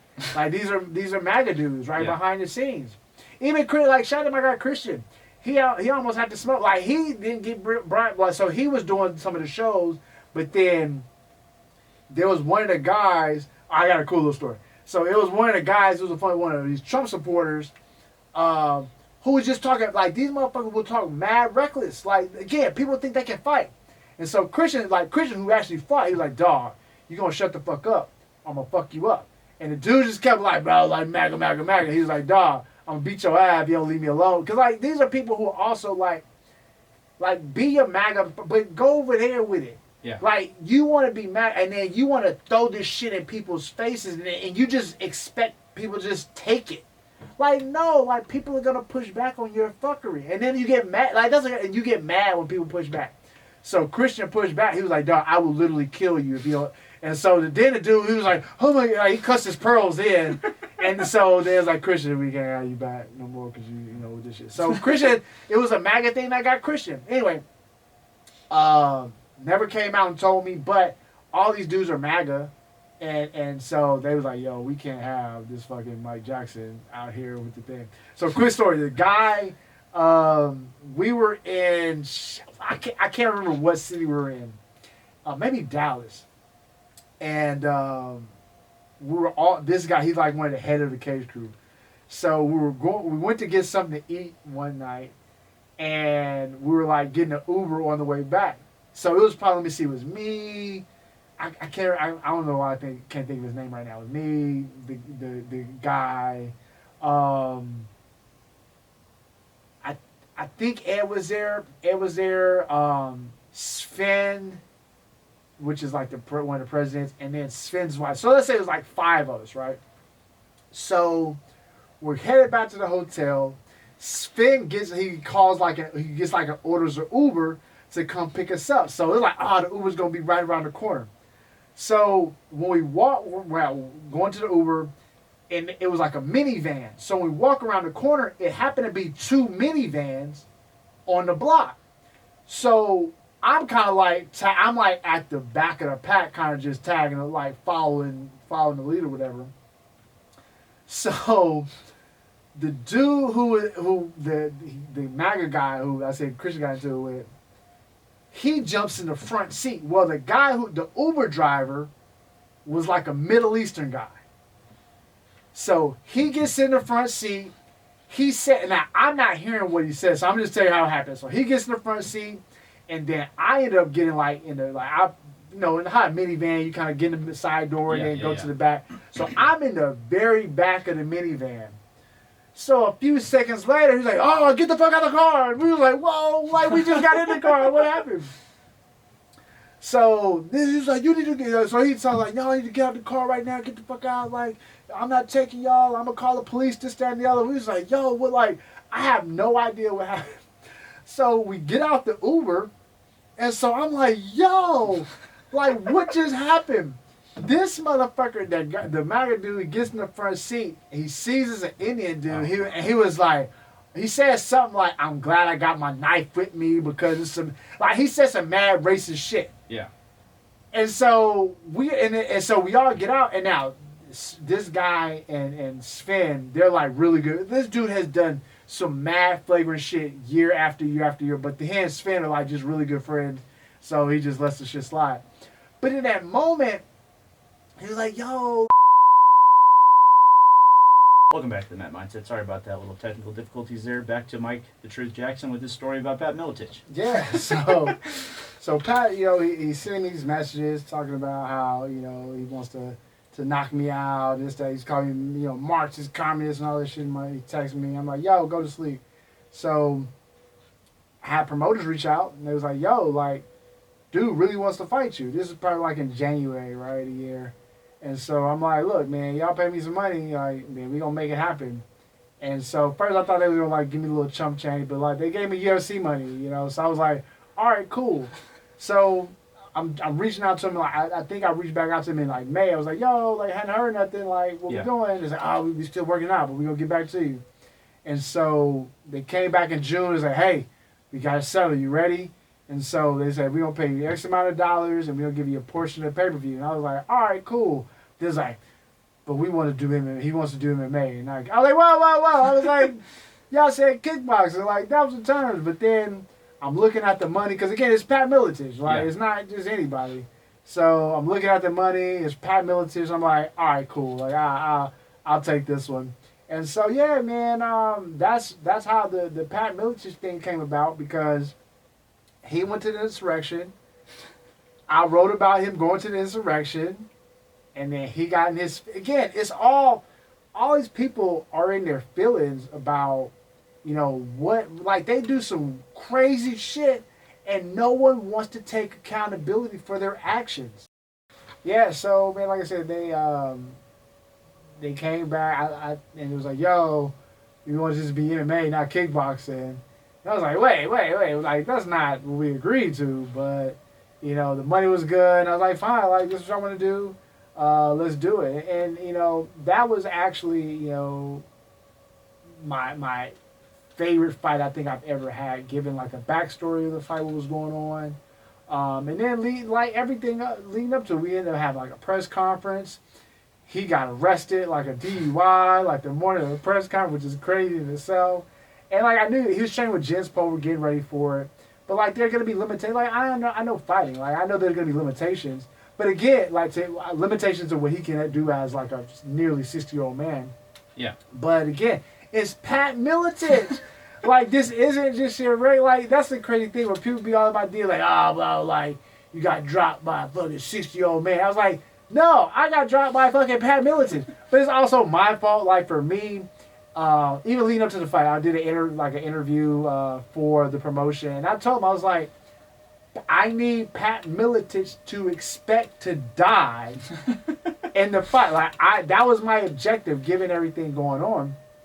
So for me, my whole game plan was simple, was just to wear the legs out and, get him tired, and then I was going to cook him. And, whatever, if he died, he died, And so everything was going well, but I have a habit of doing this where I kind of get one-dimensional in some fights. Like, it's happened in other fights, too. And so I was cooking his legs, where I was throwing little kicks, blah, blah. And again, it's Pat Miletich. Like, bro, I wasn't just kicking like a regular dude. And he's Pat Miletich. And so he adjusted, and he timed it. He caught me with an overhand right. It didn't hurt. Like, it was crazy. I was just off balance when he caught me. It looked way worse. Like, I watched the video. I'm like, damn, that did look bad. But in the moment, I was like, I remember going down like, oh shit, he caught me with the fucking punch. So we're on the ground, and like, he's throwing like elbows and punches. But all my defense is there. He's hitting forearms. He was hitting me in the back of the head a bunch of times. Like, that was the only legitimate strikes he hit me with. So I'm on the ground, and I was like, all right, we're just going to rest here for a little bit. We're going to let him get a little tired, and then we're going to get up. old man strength is real. Like, that motherfucker was strong as shit. So I started like stripping out, getting my hip, trying to get the underhook, and it's Pat Miletich. He locked that. He was like, nope. And I was like, oh, Pat. I was like, you not gonna let me get up, bro? Like, come on, man. So I kept trying to trip. He's like, So then he like goes for like a fucking, he goes for an Americana. I was like, you ain't gonna get that. And so I could hear he started breathing hard. And I was like, yeah, like we really gonna chill out here. Like, I'm gonna just let you get tired. So then second round, and I already know I'm down there round. So second round comes out, and I'm I even when I'm training, like I've been trained to PI and stuff like that. I'm used to the big cage. Like, this was one of them 4-ounce cage. Like, this is a small cage. So all I knew he was going, like, after I'm popping him in the face, I'm hitting him with the jab and everything, cooking him with the punches. So I was like, all right, he's gonna try to take me down, right? And sure enough, like, he just like kind of bum rushed me. And then I looked to like 2 steps back and like I'm on the cage. I was like, oh, it's like it just, and he got me down again. I was like, oh shit, here we go again. So he's still like doing the same thing, but he didn't really do any damage. Like, again, the only real damage he did was like illegal back of the head shots. And even like I remember after the first round, like I get up and I was like, bro, like he hit him in the back of the head. He was like, no, it was good shots. I was like, I have a knot on the back of my head, bro. He was like, no, they're good shots. I was like, all right. So I could hear him breathing hard in the fight.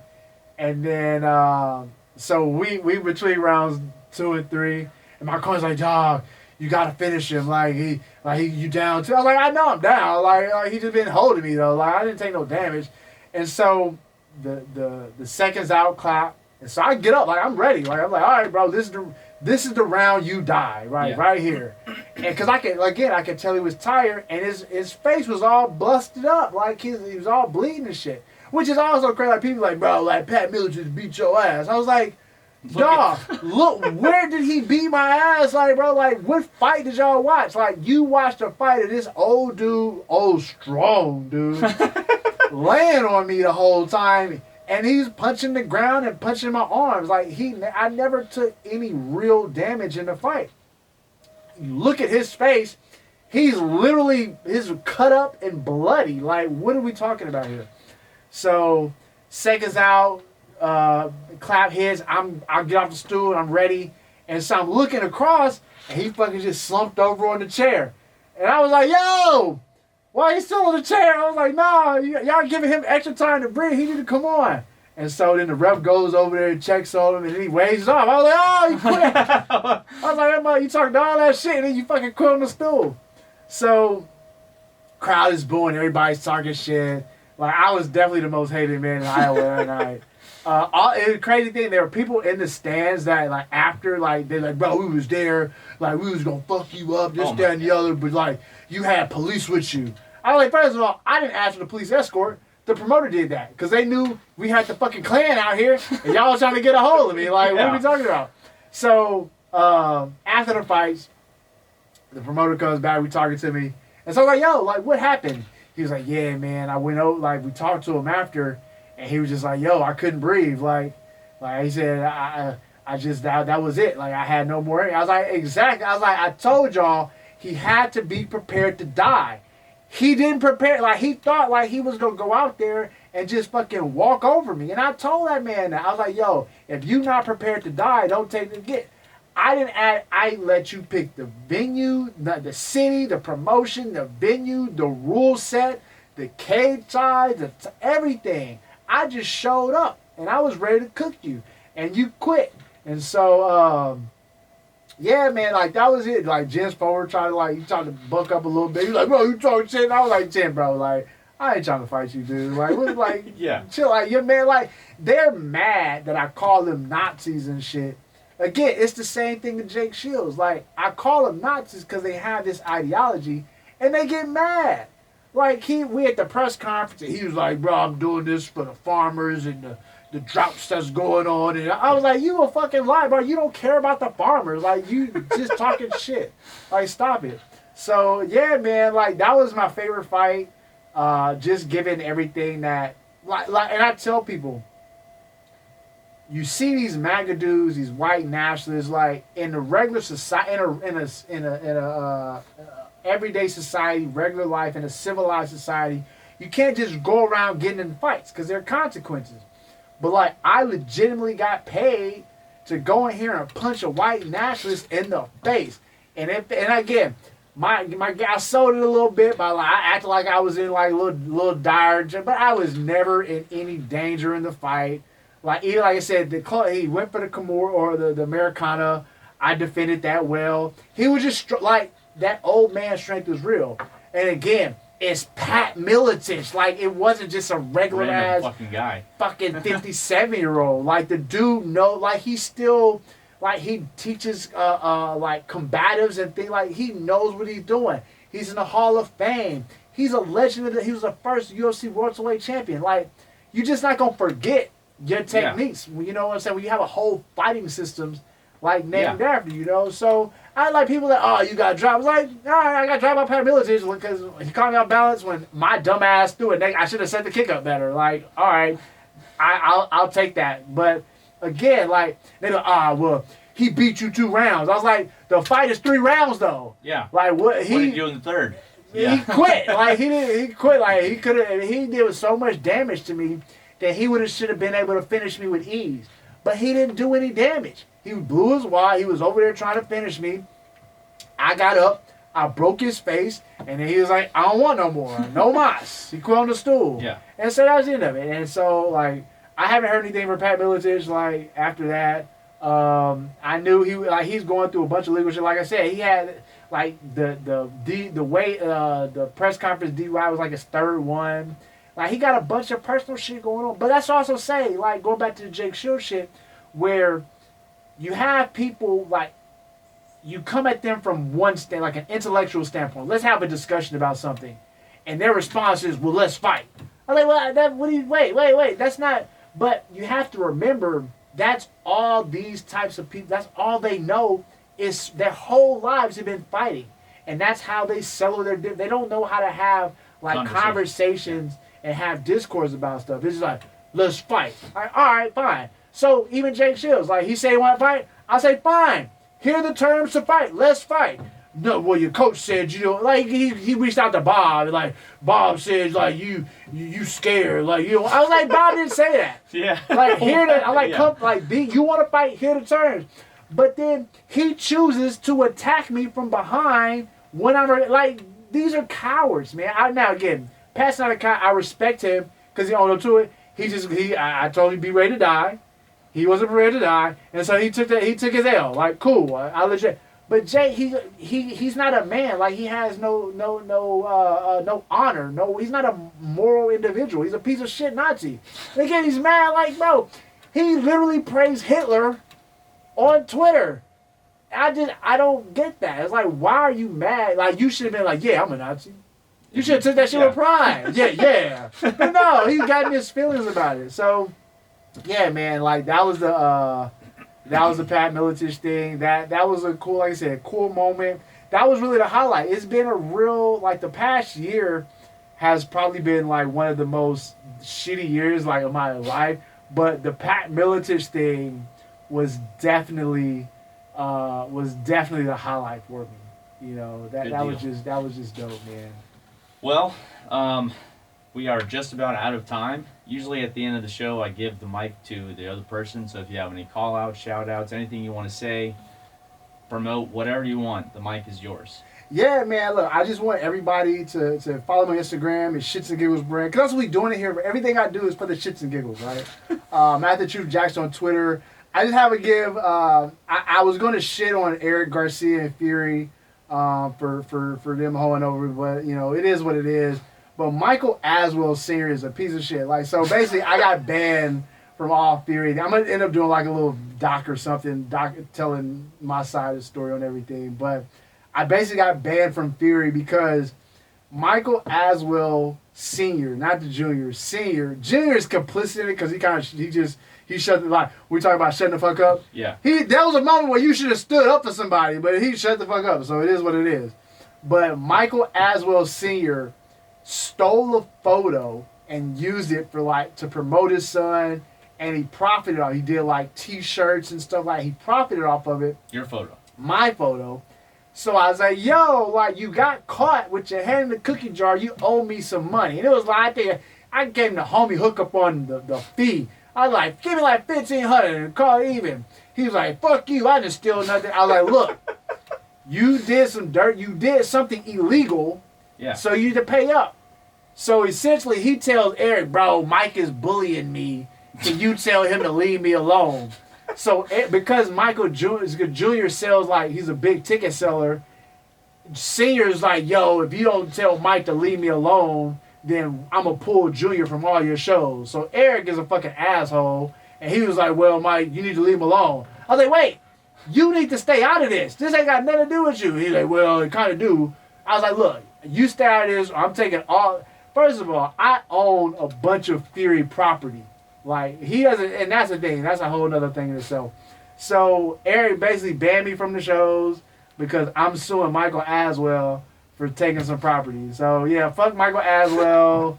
Fuck Eric Garcia for siding with Michael Aswell. And he's on the run right now. Like, my lawyers are trying to find. Like, we had a deposition, and he was like, he ran out the deposition. Like, he was just like, bro, like, this is your chance to state your case. And he was like, nah, and he like left. And so the judge is looking for him right now because he missed some deadlines to submit some stuff. So that's why I haven't been in fights, because I got banned because I'm suing a guy for stealing my work, and that guy, got me banned. So yeah, like, that's why I'm just trying to find the next move right now. But I appreciate you, for having me out here and being able to tell some good stories today. Absolutely, man. It's been a pleasure having you on the show. I appreciate you coming on and taking the time out of your day to be here. Go follow his Instagram, like you just said. I'll tag it in the video. Be sure you check out my Instagram at The Met Mindset and my personal Instagram, Drew__Elder. This has been The Met Mindset. I hope everyone has a great day. This what the city been wanting. I know y'all patiently waiting. I do this shit in my sleep, so I had to get back to basics. Got the city tuned in, cause they know I'm going for greatness. They know I'm holding the crown, and they know I'm coming to take it.